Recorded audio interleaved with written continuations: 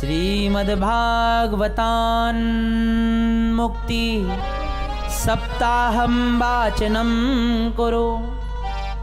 सूर्य नारायण ने एक ही बात कही कि तुम श्रीमद्भागवत का ज्ञान यज्ञ कराइए। अब तो महाराज गोकर्ण जी महाराज ने धुंधकारी के लिए भागवत करी। अब भागवत सुने कैसे? अब हमारी और तुम्हारी तरह शरीर तो था नहीं उसका, वो तो एक वायु के रूप में था, भागवत की कथा को सुन ही नहीं पा रहा है।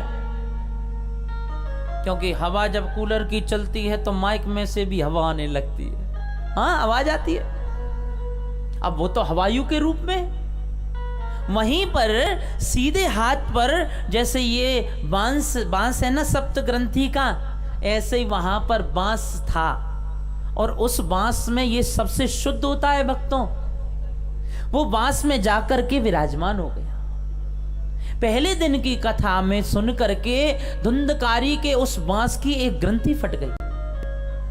दूसरे दिन की कथा से दूसरी, और जैसे ही 7 दिन हुए वहीं पर आज धुंधकारी को आज मोक्ष प्राप्त हो गया। और जितने भी भगवान के पार्षद हैं धुंधकारी को आज विमान लेकर के आज बैठालने लगे।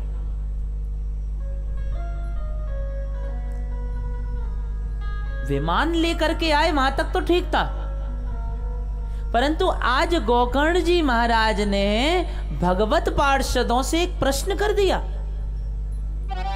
बोले महाराज कि इतने लोगों ने भागवत सुनी, देखो ध्यान से सुनो।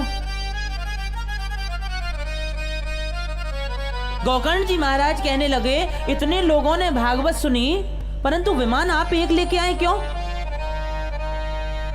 गोकर्ण जी महाराज ने जैसे ये बात कही तो प्रिय भक्तों आज भगवत पार्षदों ने एक ही बात कही कि विमान हम इसलिए लेकर के आए हैं इस धुंधकारी के लिए कि जितनी निष्ठा और एकाग्रचित होकर के धुंधकारी ने भागवत सुनी उतनी और किसी ने नहीं सुनी।